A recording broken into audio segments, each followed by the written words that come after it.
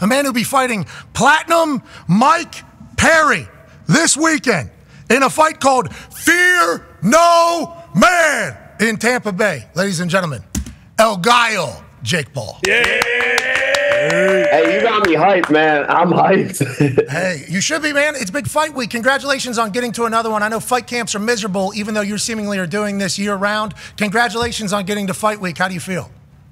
Thank you, man. I feel good. You know, little bangs and bruises. There's always something going on in camp. You never go into a fight 100%. Every fighter knows that. And so you just have to deal with it and roll with it because it's one of the hardest sports, if not the hardest sport in the world. You're busting up elbows, hands, all sorts of stuff. So it is what it is on that side of things, but I'm feeling super good, feeling sharper than ever. Really, really worked on a lot over this camp, and I'm excited to go in there and hopefully go more than one round because my last two opponents, we wanted to grow the experience and do all of these things, but the fights only went one round. Yeah. So I haven't been able to work on things under the bright lights. So I'm looking and hoping that Mike Perry maybe brings something to the table. Yeah, we need longer shows. I hear you loud and clear. That's a hilarious angle. I appreciate you doing that. Obviously, we're all watching, waiting for the big one and for the thing to end quick. But getting a chance to see you go deeper, I think what a lot of critics would want to see as well, which they somehow hold against you, winning too quickly. AJ has a question for you, Jake.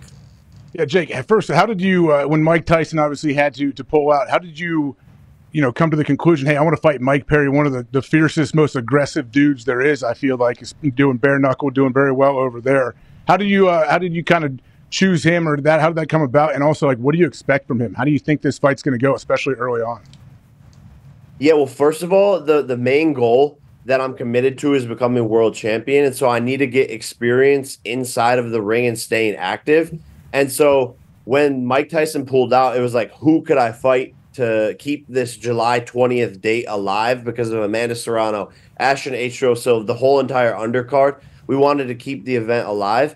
And Mike Perry instantly was the first name that popped up. And I was like, yeah, that's amazing. He's a Mike appetizer. Violent, comes forward, scary, doesn't give a frick. I don't know if we can swear on this. Do whatever you need to do. But he doesn't care. And so I would like that same attitude that he has, and it's a good warm-up for Mike Tyson. To be honest, I was nervous going into the Mike Tyson fight for how scary he is, how much more experience he has. And so any more experience that I can get under my belt, the better. And I know what you're saying. Mike Perry's violent. He's a savage. He takes shots. He keeps coming forward. And that's what makes this fight interesting. And so it will be a boxing showcase of the sweet science. He can come in. Maybe he's going to land some big shots. Maybe he's going to, be all wild and do some crazy things. But as the rounds go on, I will slowly pick him apart with my footwork, my jab, working to the body, exposing him in areas that he hasn't been exposed before by these other BKFC or MMA fighters. Hey, you're really excited to showcase what you've been working on, huh? It sounds like you are pumped about the evolution that you've experienced seemingly in this fight camp in the boxing world, in boxing technique. Was there like a breakthrough? Did you have like a breakthrough or something come together? And we're frozen. He's dodging. And he's moving. Yeah, I mean, each camp, there's a new and show off any of those breakthroughs for the past 3 camps.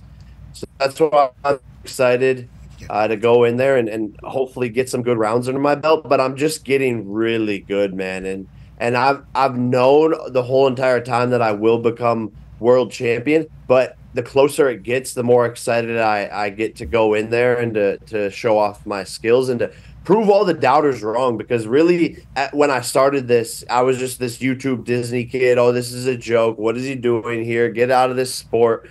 And now I think people are really like, oh, damn, he's really going to do this. He's really going to become world champion. And to me, that's fun and hopefully inspiring to kids out there to take up whatever it is that people are telling them that they can't do, to chase their dreams, because in less than 6 years, I will be the best cruiserweight in the world in the sport of boxing. All right. Hey, let's go do it. Let's go do it. Yeah. And you just talked about 6 years. Okay, let's talk about 6 years. Because as you were giving that answer, I was thinking about this. What do they call it? Like personality profile, whenever like somebody's like this? Yep. Okay, so we've gotten to see like you throughout your entire life pretty much. The fact that you've stuck with this one thing where you've had success in so much shit, bang, pow, boom, boom, boom, and you move, stick and move, bang, bang, bang, and you have success. You get bored, seemingly, and you're like, all right, I'm going to go do this, and I'm going to try to do this, and I'm going to try to do this. That is literally what you're doing. It's all been very public, and you've actually had success. So the fact that you've stuck with boxing, I think a lot of us who have seen your come up are like, very surprised by. Like, I'm very surprised that you've stuck with it, committed with. As a person, and I don't want to, I'm not a doctor, but I have ADHD. Like, as a person who kind of is a similar, like, we gotta. When you decided to commit to this and like stick with it, you knew very early you were going to be good. Like, you picked it up very quickly, or did you just love like how hard? What was it about boxing that you knew you were going to be able to like and have stayed committed to it? Because it feels like this is all. Business. Shout out to the W. Congratulations. Congratulations. Thank you. W at Walmart. Smell good, perform good. No, but thank you for the shout out there. But yeah, man, no, I feel like I finally found my destiny. And when I'm doing all of these, like I didn't like you, like I did YouTube because I was good at it, but I didn't love it.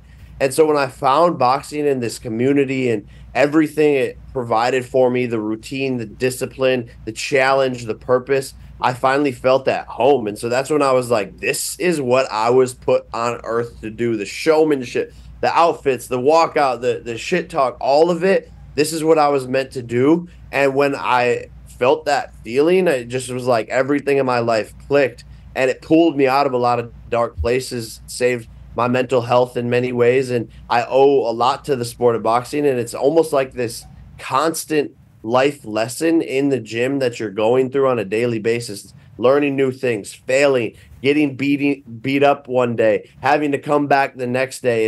It's boxing is really just a giant life lesson, and it's the things that I've needed to mature at that time in my life. And so here I am, man, and it's a crazy story, and I never would have expected it. I can't believe I'm here today doing this sport full force, but I love it. And you know, like when you walk out there, you're selling out arenas. Not a lot of people are selling out arenas. No. You know, like that is not something that just is happening. Tough. You're selling out arenas. Yeah. You're spreading the wealth with other boxers. Like you're doing it, man. You're doing it. And like you having to mature through it all is sweet. And this weekend is another one. Hey, let's go. This weekend, though, we're learning about a brand new ant, which I can't wait to see how you piece it all together. D-But's got a question for you. Yeah. Jake, what went into the name change, going from Problem Child to a Gallo? Well, it's funny, like I'm not the problem child anymore. I used to be like maturity. This is maturity. It's evolving. This is the thing. Exactly. My life coach was like, "Yo, you're not the problem child. You're actually the solution child, but you're also not a child. So you're just the solution. Like you're trying to fix all these problems in the world, fix boxing, do all of these things, make boxing great again. You know, all the things I do outside of the ring in terms of politics or whatever it is. I'm trying to make the world a better place." So they're like, "Yo, you're the solution, and you're not a kid anymore." So when the Puerto Rican people started calling me El Gallo and chanting it in the stadiums there, which means the fighting rooster for those who don't have the translation. And there's a big fighting cock culture in Puerto Rico. So it's kind of like this thing of honor. And so the name kind of just stuck, and now it's El Gallo / Problem Child. I'll still rep Problem Child, but I also like El Gallo as well. Yeah. Hey, I appreciate the answer. Could you imagine walking around there just chanting El Gallo? That's awesome. What's that mean? First time you heard it, what were they? You ever seen a cockfight? So I've heard about them, obviously. I've heard about I've vicious. Yeah, they get after, right? One recently, not good. Yeah, saw that as well. Rooster got real pissed off and jabbed a guy's leg and like sliced his femoral artery. He like started bleeding like crazy. El Gallo started winning. Yeah, bingo. Killed the guy. Wow. Holy shit. Yeah, people didn't know that. I don't think people have expected that at all. All right, so what's the rest of the week look like for you, Jake? Man, I'm just staying rested, stretching, doing some ice baths, one more sparring session, but I have to drop 10 pounds still. So that's really the last part is the weight cut. Just housing Celsius. Just smart. Just shotgunning Celsius. Exactly. Celsius, plural. That's good. They got to use that. Drink selfies, baby. I can't wait to see how you do it. To be clear, your video is always very well thought out and well executed. You're a marketing genius, brother. That's why whenever you start piecing together everything the boxing is, it's like, oh, this is everything you buy.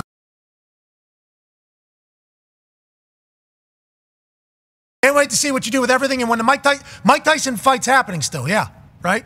Yeah, November 15th, Tyson is still on, Dallas, Texas. So get through this one, focused on this one. Mike Perry's not a joke, and it is a big risk because if I lose this one, then obviously the Mike Tyson fight goes away. So there's a lot at stake here, and that is creating a bit of pressure to deal with, but I usually thrive the best under high-pressure situations, so we'll see what happens. Hey, no pressure, no diamonds. El Gallo. You know what I mean? I mean, that's how it all works. But that's interesting, though. You lose this fight, you lose Mike Tyson. And I know you're not focusing on Mike Tyson. You can't be distracted. You're going into a fight. You can't play boxing. I get that whole thing. Mm-hmm. But you heard all the noise about you fighting Tyson and how old he was? And did that piss you off? Because probably dream of yours to fight Mike Tyson? And then, how did you view that entire thing?